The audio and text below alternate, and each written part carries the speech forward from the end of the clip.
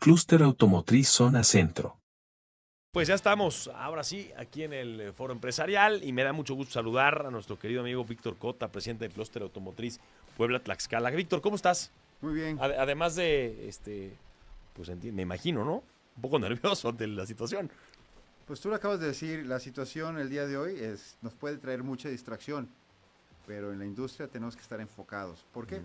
Que tenemos que quitar el ruido de todos los elementos que no necesariamente nos puedan llegar a impactar en lo que es nuestro día a día en el negocio. Al final del día. Porque estamos en medio de mucho, mucho humo de repente, ¿no? Mucho bla, bla, bla. Es el estilo un poco del presidente Trump, como que quiere asustar. Va a haber cambios, ya los está viendo, de alguna manera. Aunque no sabemos exactamente cómo va a terminar. Sí, como cuando hablamos del presidente Trump, pues hay que crear escenarios en los que él se pueda basar para tomar decisiones. Es impresionante ver que en los últimos días ha habido una convulsión. El problema en la industria automotriz no está generado por un problema técnico, un problema operacional o un problema financiero creado dentro de la industria. El problema básicamente es un tema, una batalla, una guerra comercial que está realmente enfocada para darle de nuevo una preponderancia a Estados Unidos a nivel mundial e internacional. Y en esta batalla que tiene el presidente Trump para reponer o reposicionar a Estados Unidos como una potencia, pues están involucradas las industrias que para él considera importantes y estratégicas a futuro. Y una de ellas es la industria automotriz. Y es por lo tanto que nosotros en la industria automotriz estamos muy enfocados a entender realmente cuáles serían los escenarios, porque de predecir cuál es el futuro mañana sería muy difícil de decírtelo y Cierto. creo que lo que estamos haciendo en la industria automotriz y creo que todas las compañías lo han hecho es ver una ruta de planes de acción basados en el nivel de riesgo que podamos tener.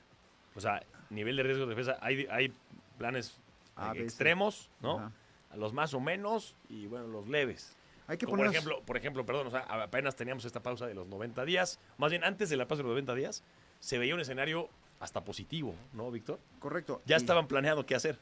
Es correcto. Y bueno, al final del día hay un escenario base. Vamos poniendo cuál es el escenario base, ¿no? Al día de hoy, México, ¿quién es México? Pues realmente, pues somos realmente el quinto exportador de automóviles. Mandamos a Estados Unidos alrededor de 3.6 millones de vehículos. Estados Unidos produce alrededor de 11 millones de vehículos. Importa otros vehículos de lo que son Asia y principalmente Europa.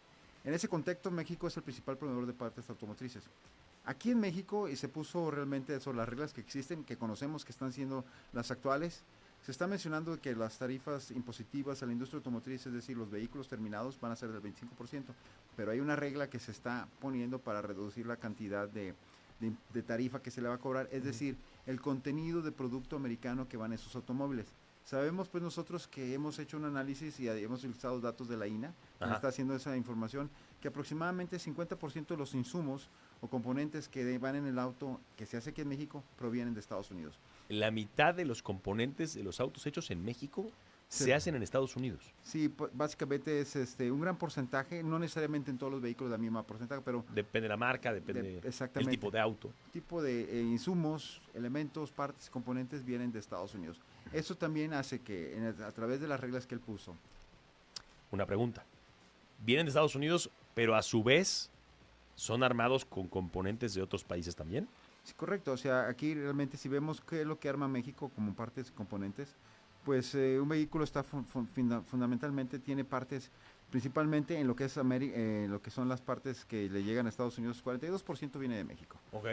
Pero un 9% viene de Canadá, un 7% aproximadamente de China y otro 7% viene de Japón y dos participan Corea, Alemania y otros elementos. Eso es en Estados Unidos. En Estados Unidos. Interesante. Okay. 7% de los componentes de un auto que se arma en Estados Unidos viene de China.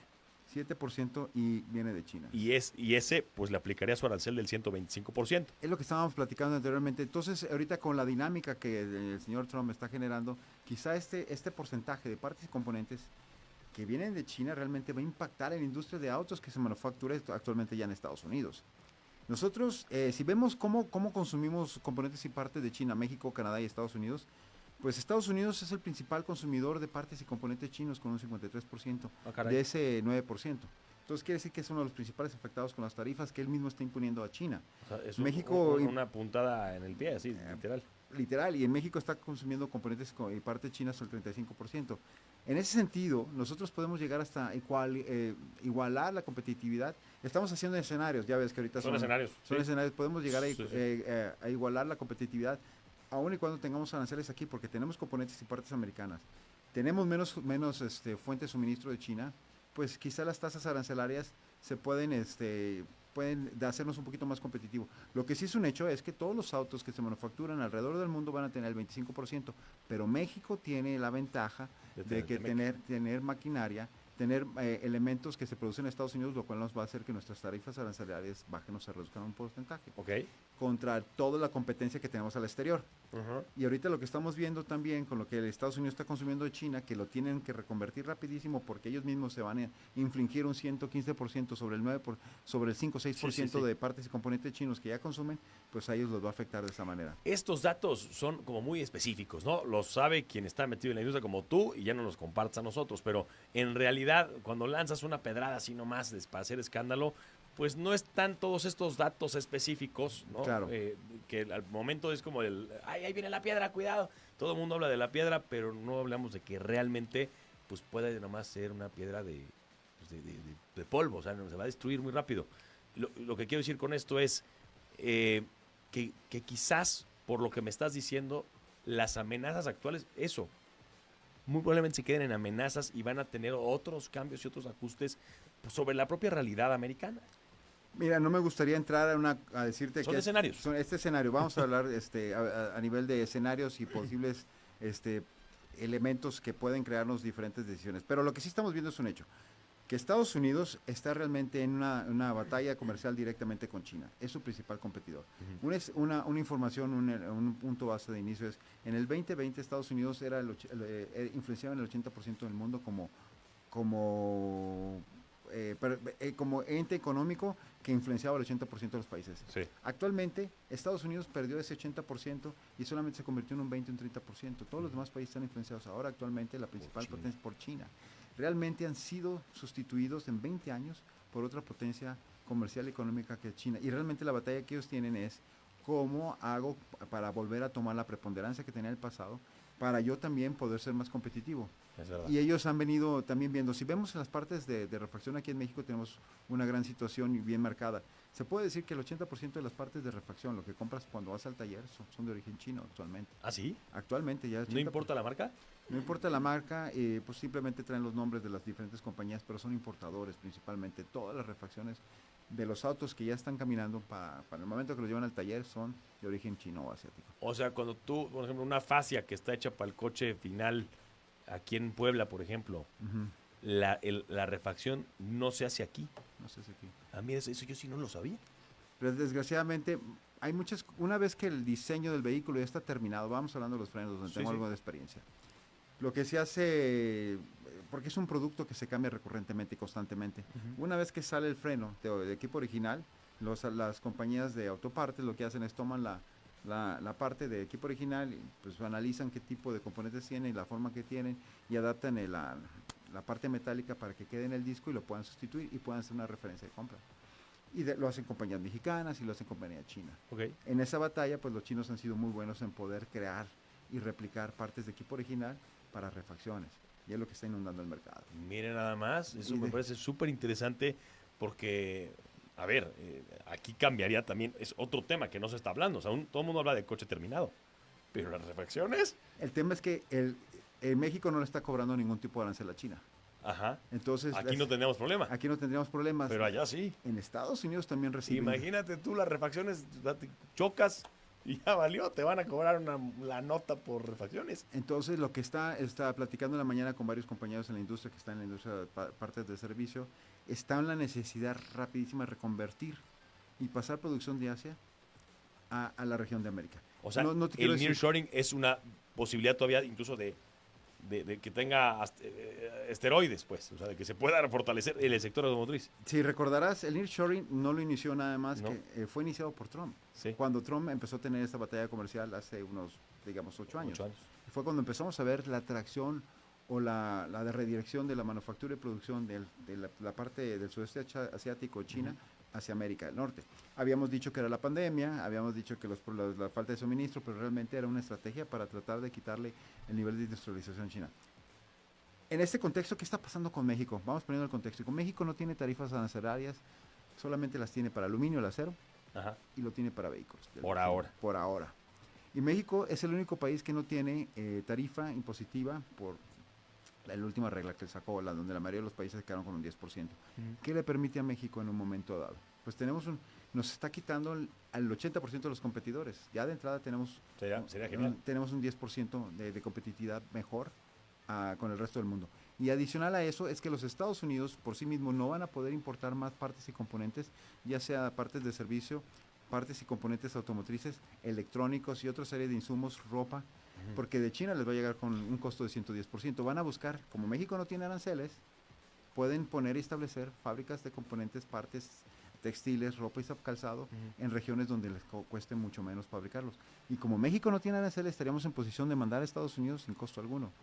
Entonces, yo creo que hay que analizar bien los escenarios. Esa es la parte de lo general. Exactamente. La parte más importante que estaba escuchando nuestra presidenta Claudia Sheinbaum y su equipo económico que ellos van a hacer es buscar pues un trato preferencial con el presidente Trump respecto a las tarifas del 25% que tienen los automóviles actualmente, para poder buscar la manera de seguir siendo competitivos. Y esperamos que vamos a tener algo de tarifas, pero no pensamos y creemos, esta es una percepción personal. Sí. Creo que vamos a terminar con un nivel menor de tarifas impositivas a los vehículos que se produzcan en México. Te lo digo por dos razones. Uno, la mayor inversión que está fuera de Estados Unidos en la industria automotriz es México. Sí. Y son intereses netamente americanos. Total. Y México ha hecho un lobbying muy bueno y muy efectivo a través de todos los organismos económicos, a través de la presidencia, con los CEOs, con las grandes compañías, para que puedan llevar esta información sobre los impactos negativos que tendría de ponerle tarifas a lo que se produce aquí en México. Claro. También hay regiones en Estados Unidos, varios sectores en varias partes de la Unión Americana que van a ser muy afectadas por tener partes y componentes con tarifas arancelarias, porque sabemos que muchas partes vienen de regiones de Estados Unidos que aquí se terminan. Entonces, estas partes podrían ser afectadas y esas regiones. Y el lobbying lo están haciendo no necesariamente la presidencia con el presidente, lo están haciendo las compañías, los CEOs, las regiones, los estados, los gobernadores, hasta municipios y ciudades en Estados Unidos. O sea, México tiene una buena negociación de manera directa, pero también tiene una buena negociación desde mi perspectiva personal de manera indirecta a través de otros entes que están haciendo el lobbying con todos los tomadores de decisiones. Porque yo creo, y finalmente tú me dirías, estamos hablando de escenarios, ¿qué puede llegar a cambiar las decisiones del señor Trump? Que lo hablamos en el pasado. Él no tiene un congreso que lo esté tomando, porque él puede tomar en la mañana y tomar una decisión ejecutiva y se hace. No es como aquí en México, cualquier decisión tiene que ser evaluada y aprobada y consensada para poderla establecer. En este momento básicamente es lo mismo, ¿no? Pero exactamente. Levanta la mano y ya. Exactamente. Entonces, lo que debemos estar pensando hacia el futuro es, México podría tener un trato preferencial sobre el resto del mundo. Sí. Porque tenemos muchos intereses de Estados Unidos en nuestro país. Por privilegiar la propia región. Por privilegiar la propia región y sus intereses. Sí. No lo hace por México, lo hace por los intereses de los americanos. Absolutamente, es importante decirlo. No es por hacerle favor a México, es por proteger a su propio... Pero eso lo logramos en México y Estados Unidos en los últimos 30, 40 años. Así es. No hay otra región del mundo como nosotros y México y Estados Unidos que esté totalmente integrada y en además, una industria. Ventaja, solamente son 3 países, es una gran ventaja. Europa tiene gran complejidad, que son un montón de países. Asia es muy complejo, ¿no? El tema de la relación con China, que siempre ha sido dominante. Japón y Corea son menores que hoy tienen una gran relación con Estados Unidos. Entonces, va a ser interesante cómo se va a acomodar todas las fuerzas. Ahora, solamente para ir cerrando, y me parece que importante porque empezaste la conversación diciendo que yo creo que también es muy relevante. Trump tiene esta idea de reindustrializar Estados Unidos. Por las razones que sean. Una tiene que ver con que sí, hay gente, la verdad, ya en una situación de pobreza en Estados Unidos. Ha crecido la pobreza en Estados Unidos de manera importante. Quizás él se le ocurre que puede reindustrializar. No sé si pueda o no pueda. Si él se ensaña y insiste, y en estos 3 años esa va a ser su idea, ¿cuál es el peor escenario para México? Si todo esto que estamos diciendo igual no es el escenario que sucede. Mira, escenario número 1. Lo que puede hacer Estados Unidos ahorita y las en el tema automotriz, perdón. En el tema netamente automotriz, lo que van a hacer las grandes compañías automotrices es utilizar la capacidad ociosa que ya tienen ellos en las plantas americanas. De inicio, porque sería la manera más rápida de transferir producción de México a Estados Unidos en la capacidad ociosa. La gran ventaja para México es que no hay mucha capacidad ociosa.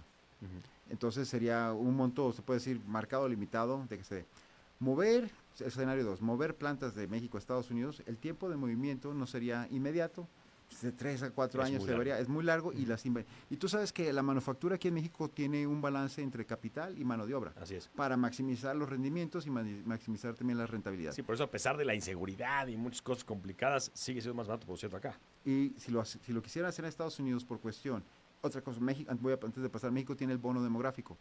Tenemos mucha población entre 28 y 30 años que no lo tiene Estados Unidos. ¿Es correcto? Ellos tienen pleno empleo. Entonces, por lo tanto, las fábricas que se tendrían que hacer en Estados Unidos tendrían que ser sumamente automatizadas y de altísimo costo.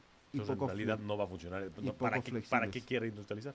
y poco flexibles. Sí, claro. Entonces, el escenario número 3. Este escenario es que pues simplemente el consumo, al tener estos costos tan altos que van a tener que ciertamente ser financiados por el consumidor, la demanda va a bajar de una manera dramática y se va a afectar la demanda en Estados Unidos y la demanda en México. Eso sí puede generar un problema económico y vuelvo a repetir, los mercados van a ser el factor, los mercados siempre son, estamos en un país capitalista, pensando en Estados Unidos, los mercados siempre van a ser el corrector de las ineficiencias Sí. que existan en la toma de decisiones. Entonces, ellos cuando los mercados caigan, las decisiones van a cambiar. En estos últimos 2 minutos, importante, hablar un poco de datos que la gente igual está enterada, otros no. Hace rato platicábamos tú y yo antes de entrar al aire. Ha habido una caída en el primer trimestre de este año 2025 frente a lo que pasó primer trimestre de 2024 de 6%, no parece tanto, pero es interesante, de exportación de automóviles a Estados Unidos. Sin embargo, ha habido un incremento en el consumo en México, sorprendente. ¿Qué sí ha pasado con esta inconsistencia, con estas, pues digamos, amenazas de Donald Trump para la industria automotriz en México? O sea, ¿qué sí les ha afectado? Datos validados.